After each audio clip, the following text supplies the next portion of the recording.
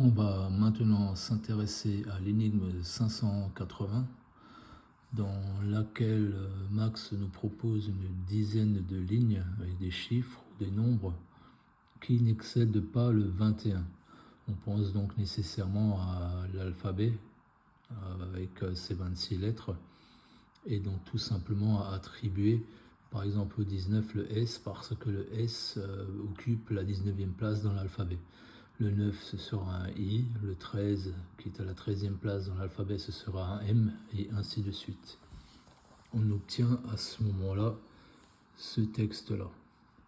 Donc les 10 lignes qu'on transpose, ça va nous donner ceci. Ensuite, comme le titre nous dit que le bon sens, c'est le sens du contresens, on va regarder ce texte dans un miroir et on va le lire depuis l'arrière du mot. Et on va réécrire tout ça. Et là, on se rend compte qu'il y a énormément de notes de musique dans ce nouveau texte. Et c'est pas normal, ça n'arrive jamais normalement, hein. Donc là, j'ai isolé les notes de musique en bleu. Donc on voit très bien qu'il y en a vraiment beaucoup. Le visuel de la 580 nous montre un groupe de musique. On voit 3 silhouettes. La première joue de la contrebasse. La seconde silhouette semble avoir un saxophone dans les mains. La troisième, on ne voit pas trop ce que c'est, mais c'est pas important. Ce qui est important, c'est la première silhouette avec la contrebasse.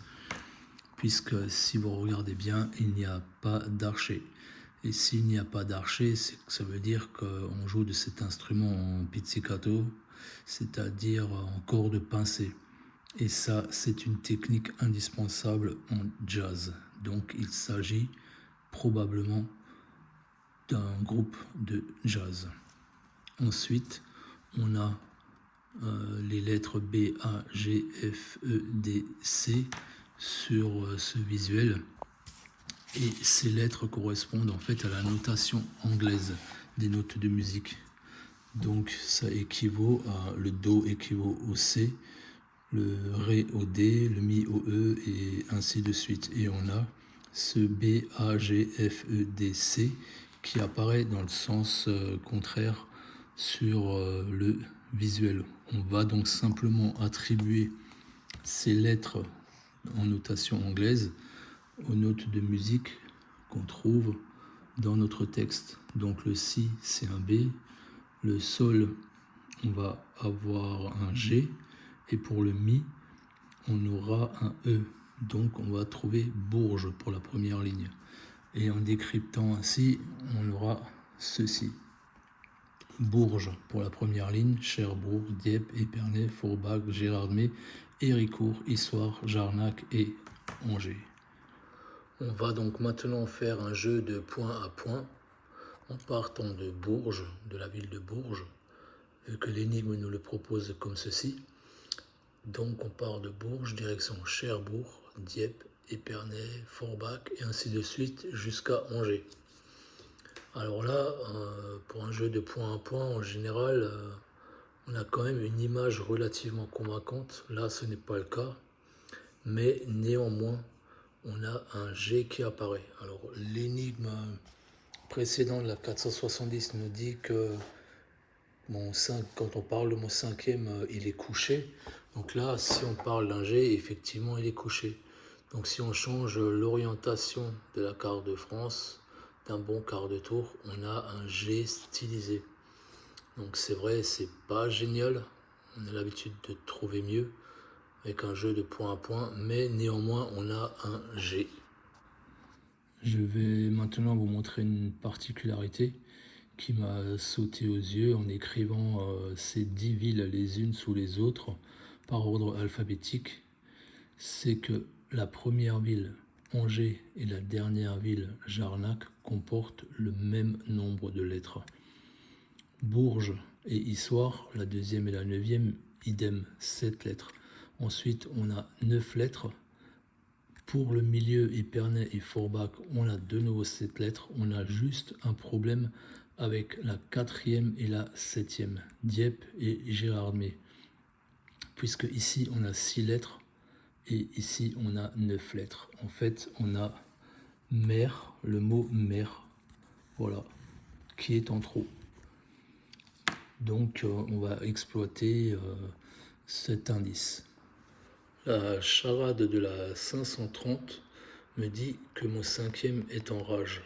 Donc là, on a trouvé le G qui est en rage. Mais dans nos 10 villes, on a mieux à faire que ça. Puisqu'on a 2 villes qui contiennent complètement le mot rage. Donc on a Angers, on a le R, le A, le G et le E, et on a Gérardmer. Et dans Gérardmer, on a également le R, le A, le G et le E. Donc on va tout simplement déjà relier ces 2 villes. Voilà, ça c'est fait. Ensuite, il nous reste encore 2 villes qui contiennent la lettre G. C'est Cherbourg ici et Bourges. Donc, pareil, on va relier Cherbourg et Bourges. Voilà, et maintenant, on va tout simplement zoomer sur ce carrefour. Donc, Angers, Gérardmer et Cherbourg et Bourges. Et on se rend compte que nos 2 traits se croisent sur la petite ville de Mer, juste au sud de la ville de Mer. Mer qu'on vient de trouver également par une astuce au sein des 10 villes. Le visuel de la 580 confirme ce carrefour. Donc on a ces lettres, on a F, E et D qui sont sur la contrebasse. Ce groupe de 3 lettres s'en occupera plus tard. Pour l'instant, on s'intéresse à A et G qui sont en pleine lumière. Donc Angers, Gérardmer, donc qui contiennent le mot rage.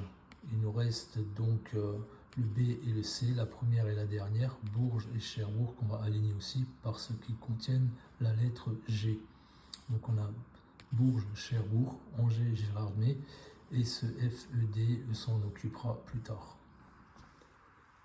Alors dans le titre de la 580, on a 11 mots et on a 11 E, on a 11 fois la lettre E.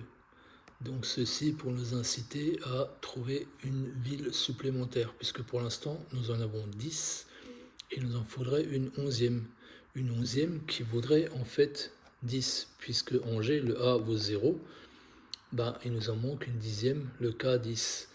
Et je vous ai montré dans le décryptage de la 470 que le col de Roncevaux, le chœur, l'hôpital Jacques-Cœur de Bourges sont alignés avec la ville de Cadix en Espagne.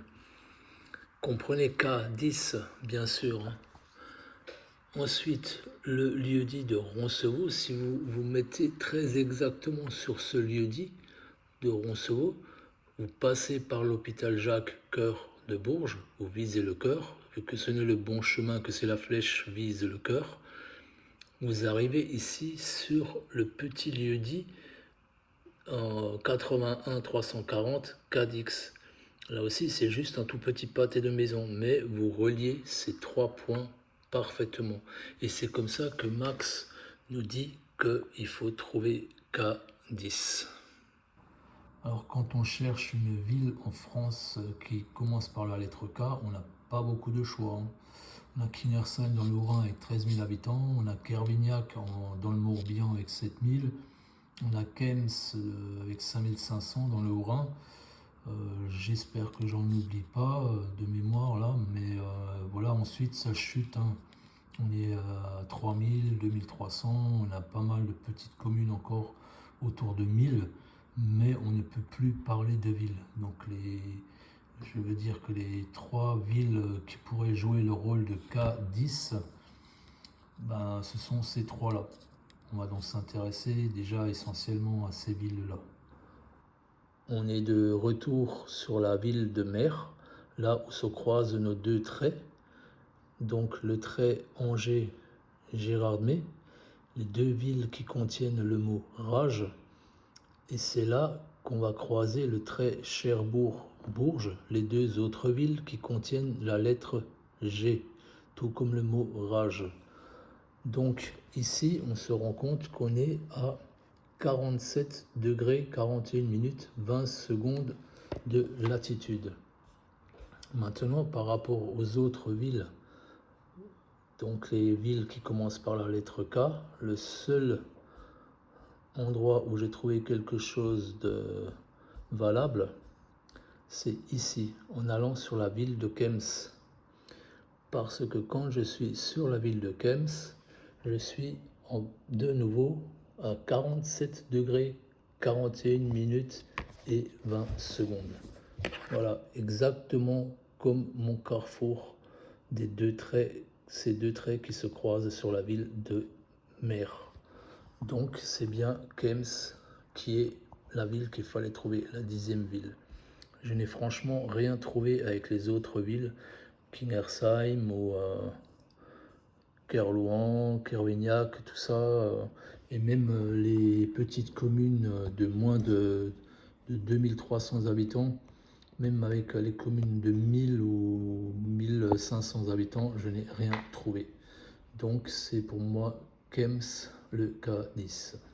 N'oubliez pas non plus l'IS du 8 février 96, dans laquelle Max nous dit par exemple que l'avocat, donc dans le jeu pour décrypter l'IS, c'est le LA qui vaudront K.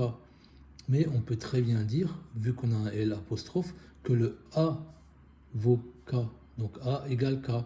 Angers qui vaut 0 en 10e ville, eh ben, on peut très bien dire que c'est Kems, la 10e ville, alors à ce moment-là, et celle-ci vaudra 10.